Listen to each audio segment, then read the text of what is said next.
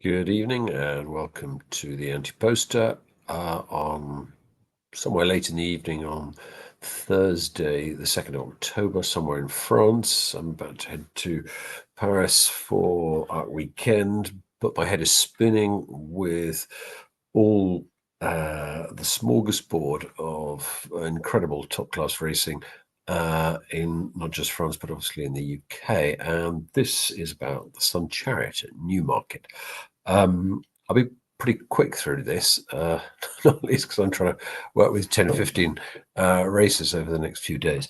But I really wanted to give the Sun Chariot time because I find it an extraordinary market, given what we know is about to happen. As in Newmarket, riding very fast at the moment is about to be hit with a huge amount of rain. Now, weather many days out, what does it mean? It can go either way. But when you get to 48 hours out, pictures become clearer, and there seems to be unanimity that an immense amount of rain is going to hit Newmarket over the next 48 hours. Now, from the past, I've learned to my cost that Newmarket can be very quick drying. Once backed a horse on soft ground, and it was soft ground on the morning of the race. It was riding sort of on the far side of good by the time race time started, but that was in the height of summer, and we're now into the autumn, and I'm staggered that Cinderella's Dream is favourite for this race. One of my fears is that she'll be withdrawn if it gets properly soft. She's never really taken anywhere near that ground, even though on her breeding, I don't see why she shouldn't. Shamadal, excellent on soft, out of a Jubawi mare. So I don't quite understand it, but they're nervous about soft for this one, and I can see her drifting. I can even see her being withdrawn. So as she was dull in the Group 1 Prix-Jean Remini last time, I don't like her at all at the front of the market. So that's sort of reason why I really wanted to come to this race.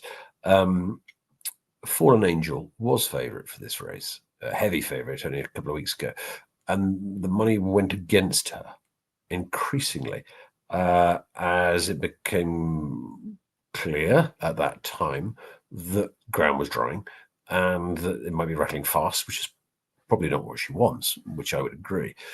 But the market doesn't seem to swerve too much the other way to reverse that.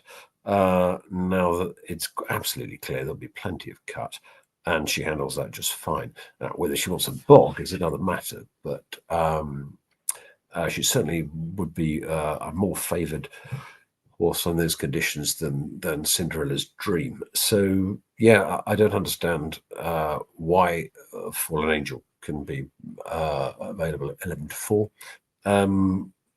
It seems much too big. She's also got a really appealing profile. She's improved pretty much with every race, every season she's raced. She can meet her first run, but then she continues to improve.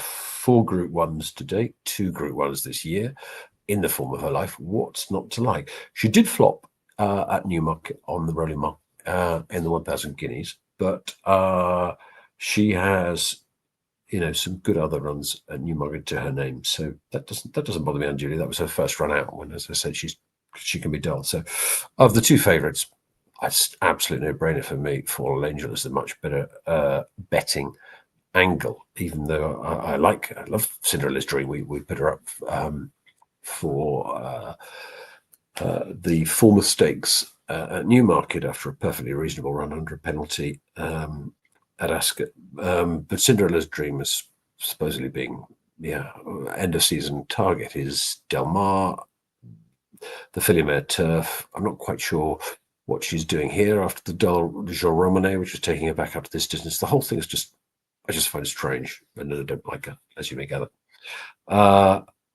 Much more interesting now. We've got 10 runners, so even if a couple pull out, you still get the each way angle. Much more interesting is Lady of Spain for Roger Varian in the 3rd place. Now, she has attracted a decent amount of money. She's been cut in recent days, in recent hours, but there's little not to like here. If you look at the time form ratings, Cinderella's Dream 127, but not going to get a conditions, was still last time out. Fallen Angel 125, Lady of Spain 123p as a potential for improvement. And why not? She's 5 from 5. 4 all-weather runs, and I slightly shrugged my shoulders about that when I saw her run last time out. I thought, yeah, we'll see if that translates to turf.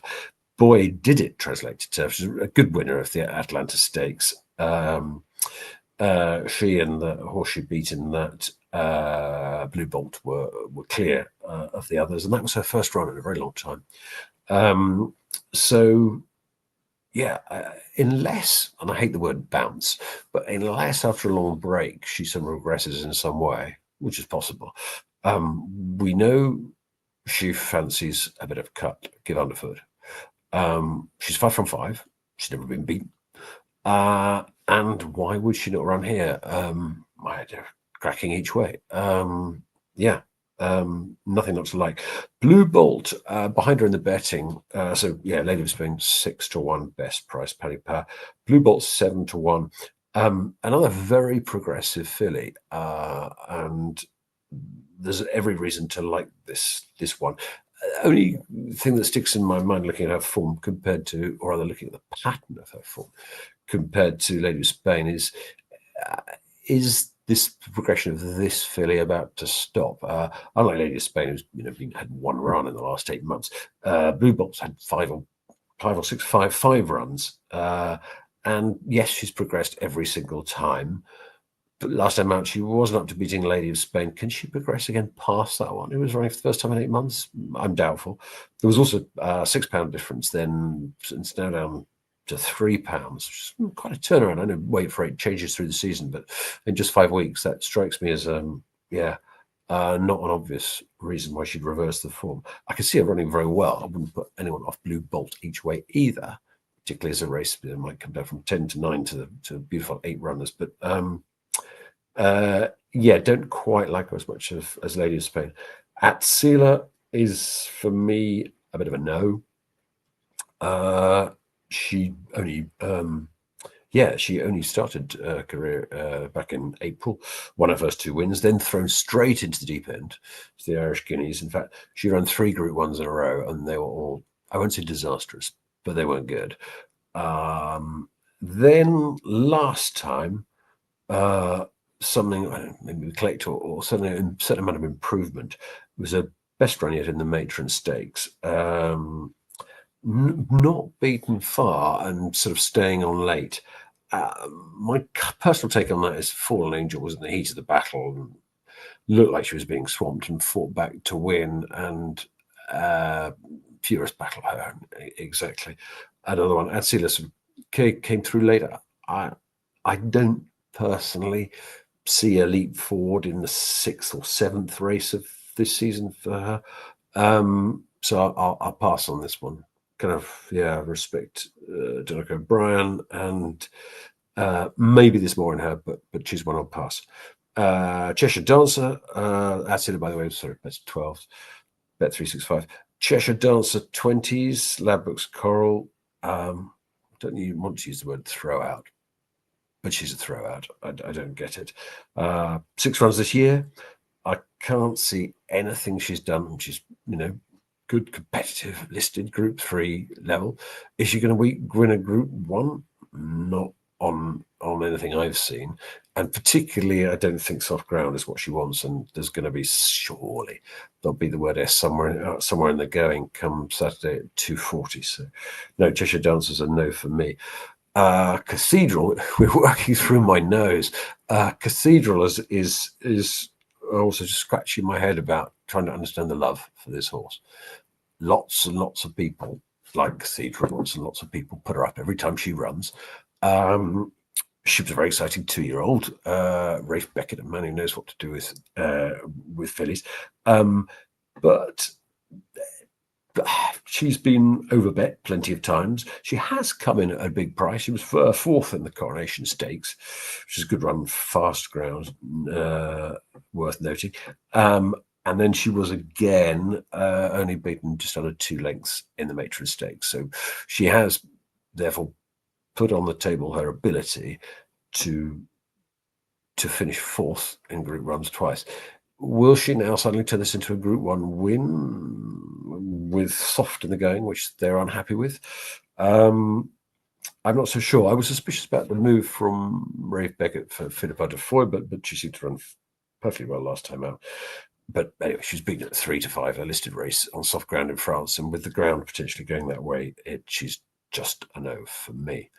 Then you get to the outside three, which I have a bit more time for than the previous three. Sakara Sands. I'm not quite sure why this one is the price she is. You can get 33-1 with Boyle Sports, 30s with Pally Power, just before recording. She was a next second to Jonquil last time. Now, Jonquil's had been a bit in and out this season, but this was a horse who finished second to Henri Matisse in the French 2000 Guineas. And that Celebration Mile at Goodwood, I don't understand what's wrong with that to make her 33-1 here. You might think, okay, well, so what about soft ground? Well, she's got form and soft and heavy this season. This may be a very progressive filly who I just think is underrated. So I backed her. And I backed her action post, actually. And I was thinking of going in again, but it's going to be a big weekend's punting as I head to Paris. So perhaps I won't do that, but I do think Sakara Sands is overpriced. And then you have the two wild cards. I don't think are complete throwouts. Spiritual. A lot of people I can see rolling their eyes, thinking, "Oh, not Spiritual again." Spiritual is one of those horses that she will usually disappoint. But in the world of betting, that's good, because a horse who usually disappoints sometimes, on the rare occasions, doesn't disappoint, and then you get a price. And Spiritual has a couple of times run really very, very good races at a price, and the one is absolutely standout is her race on Derby Day at Epsom. I'm going to call it the Princess something or other. And forgetting the actual name, but what she did on the clock that day, what she did visually that day, what she did to other decent horses that day was really, really impressive. Now, she's disappointed a couple of times since, run okay once since. She probably won't be good enough, but I don't think ground matters to her. She's done it on soft. And just at 40-1 Ladbrokes and Corals,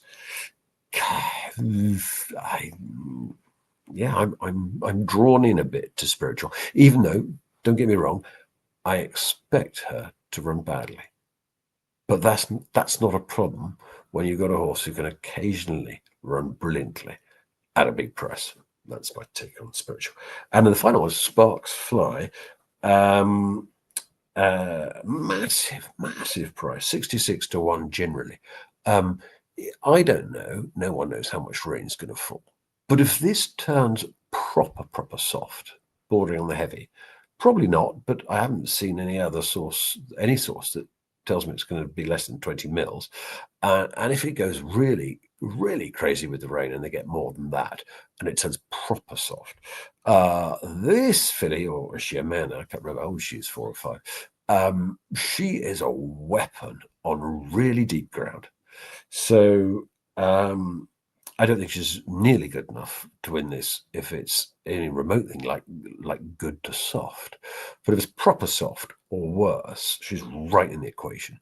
So here I will, perhaps advise something that shouldn't be advised as best practice, but if you can take a bet with a cash out firm and wait and see what the weather does. I don't think she's going to drift any further from 66s. But you come right in if it's soft. So that's a trading play if nothing else. But I just cash out if the rain doesn't come. She's good soft. So anyway, that's, as I say, not best bookmaking practice. So that's my summary for the Sun Chariot. Just to briefly recap. Don't understand Cinderella's dream being so short. I think things are going against her here. She was dull last time out. It's going to rain a lot. That doesn't help her. Against.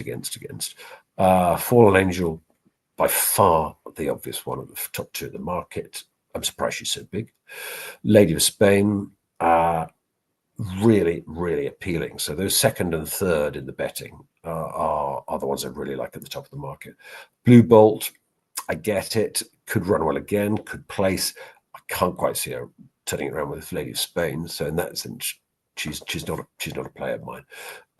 Then I'm skipping at Sealer. I'm skipping Cheshire Dance. I'm skipping the overrated Cathedral. I can see somehow something in the back of my mind is going to come back to bite me. But anyway, a lot of people like Cathedral, but not me.